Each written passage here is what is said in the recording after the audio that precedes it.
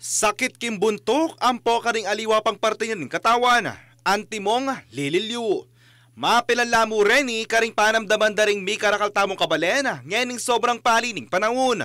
Base monitoring na ng Philippine Atmospheric Geophysical and Astronomical Administration o PAGASA, mamayalungan na king 42 hanggang 43 degrees Celsius ang heat index o panamdamang palikati probinsya manibatan ng April 24 to 25. Asahan naman kanong magbalaw sini ngayon weekend. Aparte ka rin may banggit apekto na ng paliking kabulasan, dapat mo naman kanong maging cautious tamo ka rin heat-induced skin diseases, ang paking infectious disease expert at retired undersecretary na ng Department of Health ay Eric Tayag. Maulaga kanong proper hygiene o istong pamaglinis king katawan, ngayon mapaling panahon bang makaiwas ka rin mayayaliwang sakit king balat. Yung hygiene na sinasabi ko, kulang sa tubig at hindi ka na nga naliligo araw-araw, siyempre maapektuhan yung hygiene, yung pangangamoy ng ating katawan.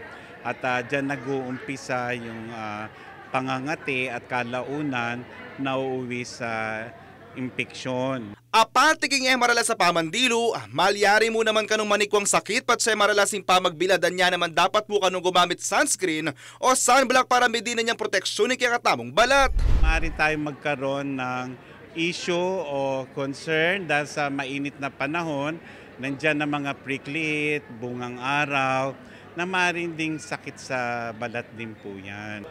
Maliban dyan sa paglalagay ng sunscreen sa tamang oras, hindi pwedeng yung daplis lamang yung paglagay nyo. Talagang kailangan marami kayong nilalagay at inuulit yan. Lalo na kung kayo ay lulusong sa tubig, mawawalang bisa po yan. Yako po yung kaya kayong talasuyo, JM De Jesus, ating pusong makabalen.